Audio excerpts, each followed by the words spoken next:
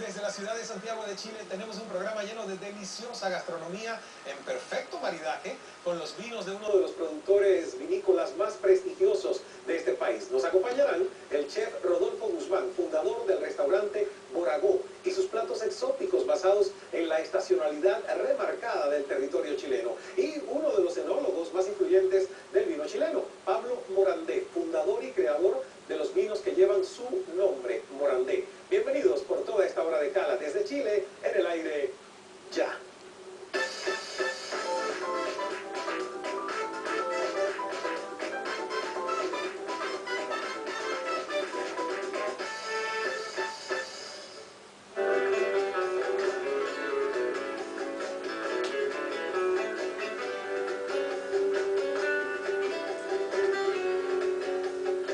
Saludos y bienvenidos en esta hora especial de Cala en Chile desde los estudios de nuestra cadena hermana Chilevisión, el matinal de Chilevisión, y nuestro primer invitado ya está aquí en la mesa, Rodolfo Guzmán. Bienvenido a Cala. ¿Cómo estás? Muy bien, muchas gracias por la invitación. No, muchas gracias a ti por aceptarla, porque vamos a aprender mucho de toda tu historia de superación y de la gastronomía que rescatan los valores esenciales de este país. A ustedes la invitación a que participen en nuestra conversación, etiqueta Cala en Chile, conversen en redes sociales como Twitter, Instagram, Facebook.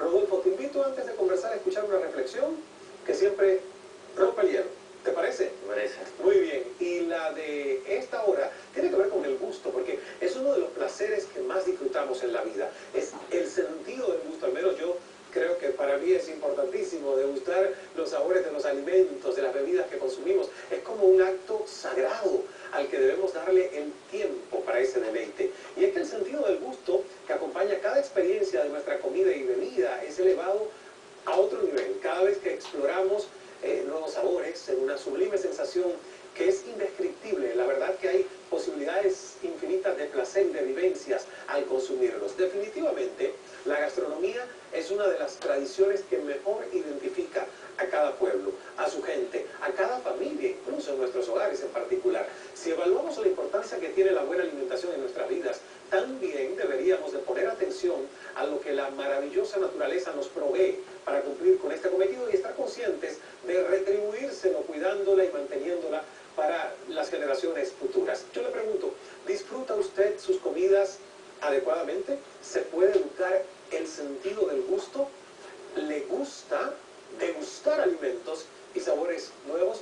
Y ahí sí que valga la redundancia.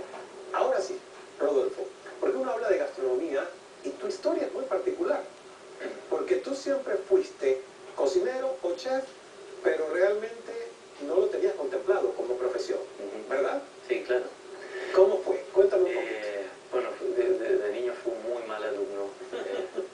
Los estudios no eran lo mío, ni el comportamiento tampoco. ¿Y lo admites? Sí, totalmente. Y la verdad que nunca pensé en dedicarme a la cocina a nivel profesional. Pero yo siempre he dicho que los cocineros nacemos cocineros, ¿verdad? Y nos hacemos profesionales en el minuto que nos damos cuenta que tenemos una cercanía, un apego, un entendimiento muy distinto acerca de la comida que la demás de las personas, ¿eh? Y esto es algo que tú puedes notar en la gran mayoría de mis colegas. Porque tú llegaste a comenzar una carrera universitaria. Sí, pero no quiero nombrar ni la carrera universitaria porque sería una falta de respeto. Tengo Ingeniería. Sí, tengo mucho respeto por los ingenieros. ¿Qué hiciste, un año? Un año, sí. Un año. ¿Llegaste a terminar el primer año? Sí, un poco, ¿eh? Lo vamos a dejar ahí, porque no quisiera faltarle el respeto, como te digo, a la gente que realmente estudia muchísimo. Y lo otro que me llamó mucho la atención, que siempre, y es parte de mi filosofía, ojalá hubiera sabido esto muchos años atrás, de más joven, cuando me lamentaba por tanta cosa que uno acuña como negativa, que en el caso tuyo fue un accidente de esquí, porque tú eras esquiador profesional, ¿verdad? Y como resultado de ese accidente es que tú terminas como chef profesional. Sí, claro. ¿Qué pasó en ese accidente? Nada, tuve un accidente muy feo, como cualquiera, con muchos deportes, y en ese minuto tuve que tomar una decisión y quise volver a estudiar. Dije, bueno, es un momento donde tengo que hacer algo con mi vida, y algo en serio. Y la verdad es que cuando surge se me ocurre, de hecho un amigo mío, que casi un hermano me dice, oye, ¿por qué tú no estudias cocina? La comida es algo muy importante en tu familia. Y para ti, yo, la verdad que en mi familia, cuando tú tienes acceso a comida de campo, ¿verdad? Yo tuve la suerte de crecer entre el campo y la ciudad, había un apego muy grande. Nosotros somos una familia donde nos juntamos mucho, nos reunimos mucho, compartimos mucho acerca de la comida, a pesar que soy el único cocinero profesional que existe en mi familia, por el momento, pero esto se acentuó a medida que iba estudiando. ¿Estudiaste aquí en Chile? Sí, estudié acá en Chile como cualquier muchacho, y bueno, como cualquier muchacho fui a buscarme la vida fuera de Chile, más que nada, probablemente estuve en España 2 años, estuve en 3 restaurantes importantes, y luego seguí trabajando en Chile como cualquier otro muchacho, ¿cierto? Donde los cocineros somos artesanos, ¿no? Sí. No es que seamos artistas. Luego mucha gente dice, bueno, sí son artistas, bueno, pero es que los artesanos son artistas. A ver, es que hay una contradicción, ¿no? Dicen que los cocineros son artistas, y la verdad es que el mejor cocinero, el que corta mejor un pescado, es el que más veces lo ha hecho con un mejor maestro. Esto no es un arte, esto es un oficio. Sin duda, la cocina puede alcanzar ciertos niveles, en algunos casos muy específicos, donde sí se puede acercar al arte.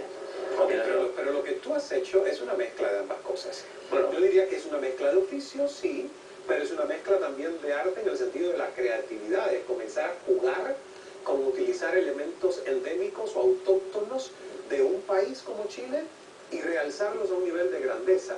Y de hecho, hoy tu restaurante está dentro de los mejores del mundo, en varias listas reconocidos. De hecho, Boragó es uno de los escogidos como uno de los 50 mejores restaurantes del mundo en la lista San Pellegrino y por la revista Restaurant Magazine.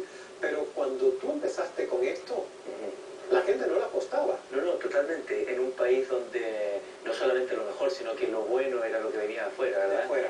Entonces, claro, era un escenario muy adverso. Tú, siendo muy joven, probablemente no lo entenderías, ¿cierto? Que fue mi caso, ¿eh? Sí. Fue mi caso, ¿no? Ese tipo de cosas uno no las entiende en un inicio. Uno tiene más convicciones, ¿cierto? Y más ideales que cualquier otra cosa. Cuando tú partes. Ahora, lo que pasa es que en un restaurante existen muchas otras cosas, además del oficio, además de la creatividad, además de, en fin,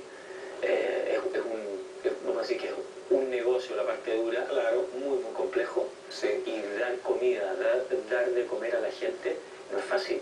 Es cierto que en un momento tú casi ibas a la quiebra, no llegaban los comensales, los clientes, pero tampoco encontraste quién te comprara el restaurante. No, es totalmente cierto lo que estás diciendo. Mira, estuvimos 6 años debajo del agua, lo cual todo el mundo cree que Boragó es un restaurante nuevo, pero llevábamos 9 años haciendo esto. O sea, esta situación que estamos viendo es algo totalmente nuevo para nosotros. Es una nueva experiencia. Imagínate que hoy día el restaurante está lleno totalmente hasta enero, y hasta mayo las reservas siguen copándose. Esto es algo que jamás en la vida, estoy seguro que nadie de mi equipo como... Y además son chilenos los que están haciendo las reservaciones, además del turismo internacional. De todas partes del mundo. Okay. Hoy día tenemos un 50% de público local, sí, y 50% de público... Ok, pero mira, un 50% cuando antes los chilenos veían como raro tu experimento en la cocina. Exactamente, y pasa por muchas razones, ¿eh? Pasa porque al final, imagínate, nosotros hoy día decimos que intentamos ser la continuación del pueblo mapuche. Tú sabes que por lo menos el 80% de nosotros los chilenos tenemos sangre mapuche. Es uno de los pueblos más antiguos de América, más de 10.400 años. Y que no reconozcamos nuestras raíces es muy extraño. Claro. Entonces, Chile es un país donde nos dedicamos a adoptar otras culturas, donde nos dedicamos a adoptar ingredientes, formas de pensar y formas de parecer. Yo creo que Chile hoy día está cambiando en un contexto social muy importante, sobre todo ideológico, y en este sentido la gastronomía tiene algo muy relevante que decir. Sí. Para nosotros, como somos testigos desde el punto de vista del restaurante, hoy día la gente no solamente viene a comer al restaurante, sino que sentirse orgulloso, y eso es un cambio, por qué no decirlo, de 180 grados, claro, donde, porque te digo, nosotros intentamos comprender el suelo chileno en estos 9 años y creemos que ya logramos tener una cierta noción de lo que realmente significa. Pero estamos este camino. Ahora, para que nuestra audiencia internacional entienda lo único, porque la verdad, te digo, he entrevistado a muchos chefs de diferentes partes del mundo, pero no he encontrado un tratamiento tan antropológico como lo has hecho tú, del estudio de los ingredientes, de las zonas, de la cultura, y cómo eso se revierte en una receta, en un menú de degustación, que además no siempre es el mismo, porque es por temporada. Explícanos el concepto del restaurante y cuáles son esos sabores o esos ingredientes que son únicos, ¿sí?, en tu restaurante. Bueno, partiendo por decirte que Chile es una de las despensas endémicas más grandes sobre la faz de la tierra, por lo tanto nuestra comida, al igual que la del pueblo mapuche, se trata de saber escoger el momento adecuado, y para eso tienes que estar conectado con el territorio y entender realmente en qué consiste. Detrás de nosotros hay más de 200 personas, entre comunidades recolectoras y pequeños productores a lo largo de todo Chile.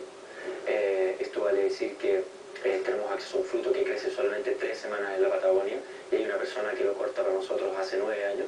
Esto se fue transformando en un ritual que, en conjunto con los comensales que vienen de todas partes, se empezó a potenciar y a transformar, entrando en una sinergia muy potente. Cuando tú vienes a comer al restaurante, lamentablemente no los puedes ver, pero sí tengo que decirte que sin ellos no podríamos cocinar ni siquiera el 10% de la comida. Y el pueblo mapuche dice: cuando tú cocinas, alguien corta. No hay ni lo uno ni lo otro más importante. No es que nosotros tratemos de cocinar como ellos lo hacían hace 2000 años atrás. Nosotros tenemos una visión muy contemporánea de la cocina, probablemente. Pero el sentido es el mismo. Es exactamente el mismo. Representa una colaboración. Y eso es lo que representa Bravo. Representa, de alguna manera, este territorio por medio de la humanidad, por medio de las personas. Siempre hemos pensado que nosotros los seres humanos no debemos dejar de ser seres humanos en el futuro. Claro. Y la cocina es una muestra perfecta de esto. De artesanía, de pensar, de llevar los ingredientes, ¿cierto?, a un lugar, a algo tan simple como el hecho de comer, que es un ritual para nosotros las personas. Y que se hace además en compañía, porque ustedes tienen estos menús de degustación que lo hacen para las mesas en colectivo. Regresamos enseguida conversando con Rodolfo Guzmán. Yo quiero felicitarte porque tu historia, no solo en lo gastronómico, es una historia de superación y de perseverancia y de creer en un proyecto, a pesar, como tú dices, que tuvieron 6 años, Sí, ¿verdad? sí. Donde no eran rentables, y mira, hoy, ¡pum! Pero hay un antes y un después, y tiene que ver con una crítica muy importante, muy positiva, que cambió la historia de tu restaurante. Y de eso seguimos hablando cuando regresemos después de este breve corte. Estamos conversando con el chef Rodolfo Guzmán, dueño del restaurante Moragó, aquí en Santiago de Chile, destacado por platos exóticos, totalmente innovadores, por los que ha recibido importantes reconocimientos. Y más adelante, la historia del creador de uno de los vinos más importantes del país, Pablo Morandé.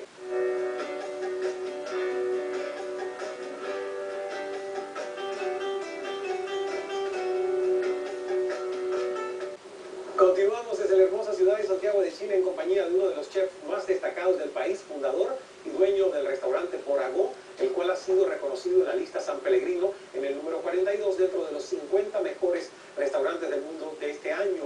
El menú del restaurante, como escuchábamos, cambia constantemente de acuerdo al territorio chileno, pero su cocina preparó 700 platos aproximadamente entre los meses de marzo a diciembre del pasado año. 700 platos. O sea que es un laboratorio en constante renovación, Rodolfo.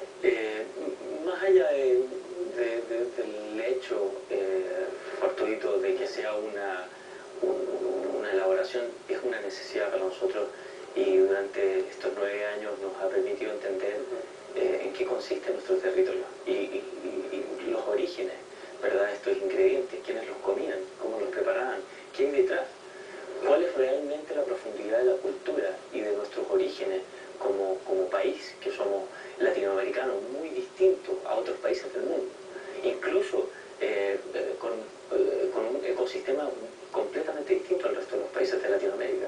¿Cuál fue este artículo, esta crítica que marcó un antes y un después en la historia? Bueno, más que un solo artículo o una sola crítica, fueron una serie de acontecimientos muy seguidos uno al otro, ¿no? Como te decía, el restaurante estuvo prácticamente en la quiebra durante 6 años.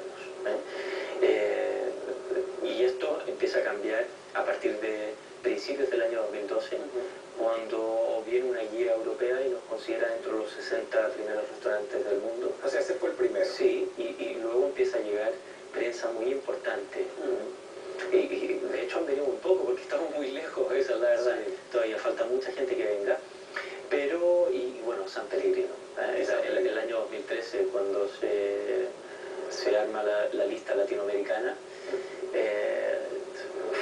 pasamos, me acuerdo todavía de este día, el solo hecho de estar con el restaurante con solamente 4 personas o apenas llegábamos en la semana, al día siguiente las reservas copaban un mes completo. Después de la lista. Al día siguiente. De San Pellegrino. Solamente al día siguiente, esto fue en la noche, y al día siguiente de la publicación, el restaurante estaba ya copado. Y esto se ha ido incrementando por los años. Una sola vez, o sea que ya lo has mantenido por varios años. Bueno, para nosotros es algo totalmente nuevo, es una experiencia, como te digo, totalmente nueva. En mi caso, tuve que tratar de vender el restaurante muchas veces y no me funcionó porque simplemente no hay socios detrás mío y probablemente no lo hice muy bien económicamente. Claro, pero mira, pagó su precio, toda la novatada quizás en el manejo gerencial del restaurante, pero todo el empeño como artesano, como tú dices, de todo esto que haces. Tienes un espacio que se llama Test Kitchen. ¿A qué se refiere eso? Bueno, para nosotros esa es un área que ha sido muy importante durante toda la vida del restaurante, desde el día 1, donde nos hemos dedicado simplemente a aprender y donde funcionamos en horarios distintos al restaurante. Nosotros abrimos solamente de noche, ya damos el servicio de cena, y en otros horarios nos dedicamos a aprender, incluso en los años que lo hacíamos muy mal, entonces era muy contradictorio. Este es un espacio donde nos dedicamos exclusivamente a pensar acerca de la comida y donde nos hemos tomado muy en serio, sobre todo durante los últimos 5 años, este aprendizaje y donde hemos descubierto cosas realmente relevantes, incluso para nuevas posibilidades de ingredientes para comer.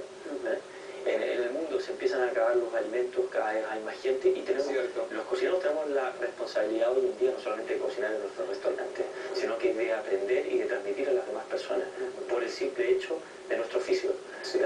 Y esto se replica, esto obedece al sentido humano. Yo te lo cuento, ¿cierto? Yo soy tu bisabuelo, yo te lo cuento, tú se lo cuentas a tu hijo, y así se empieza a transmitir, ¿verdad? Y esto nos habla de una cosa muy esencial, que el conocimiento es una herramienta que es irrefutable para la humanidad. Y el conocimiento es algo que es perfectamente adosable a la tradición. En muchos países decimos que la tradición es algo que debiera ser estático, que jamás debiera tocarse, sino es que, pero el hecho de pensar de esta manera lo único que haríamos sería condicionar la tradición a desaparecer. ¿Cuál es tu plato, el best seller? Yo sé que cambia constantemente, pero uno de los platos que, digamos, en estos menús de degustación, cada vez que está es, wow, ¿qué es esto? ¿De dónde viene? ¿A qué sabe? Cuéntame de uno para que la gente también tenga una idea. Para nosotros no es que exista un plato que vaya a estar y probablemente vamos a cocinar este año un plato y el próximo año no lo vas a ver. Me atrevería a decir que los vegetales o las halófitas, donde se usan estos tipos de ingredientes que son pequeñas ventanas en el año, con sabores muy intensos, muy florales y que sean muchas veces 2 o 3 semanas al año. Y solo esas semanas o como la frutilla blanca de Purén, ¿verdad? Que es la fresa blanca. Blanca, ¿cierto? Pero no es que esté verde, no es que todavía no haya madurado, sino que es blanca. Solamente se puede conseguir 2 a 3 semanas al año en la cordillera de la costa, cuando se va la nieve.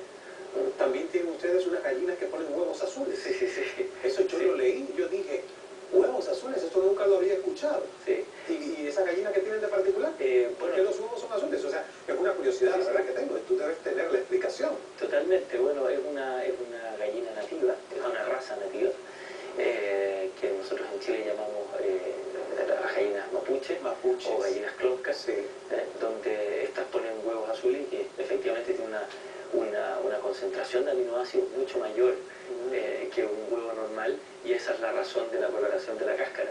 Y tiene un sabor muy intenso, son deliciosas, prácticamente te alimentan un poco más que un huevo común y corriente. Y además que tú ves los gallos y parece una jirafa, no tienen cola. Ah, sí. Sí, son muy Vale, divertidos. voy a buscar en Son Google muy los gallos y las divertidos. gallinas mapuches. Sí, son muy divertidos. Muy bien. Y por ejemplo, también sé que a 30 kilómetros, no, 30 minutos Sí. del restaurante tiene usted como una huerta, ¿no? O sea que Sí. muchos de los vegetales también son cultivados allí. Bueno, esto es justamente parte del Test Kitchen, un Ajá. proyecto que es parte del Test Kitchen. Tenemos nuestro campo donde ordeñamos nuestra leche para nuestros helados, en fin, hacemos crecer nuestros vegetales de otra forma. Y en conjunto con eso tenemos una cocina que estamos por inaugurar en la Universidad Católica, donde se nutre de conocimiento y gente que sabe mucho, ingenieros en alimentos, antropólogos, biólogos, botánicos, que nos ayudan a entender con mayor profundidad lo que estamos haciendo. ¿Ya tienes pensado escribir un libro?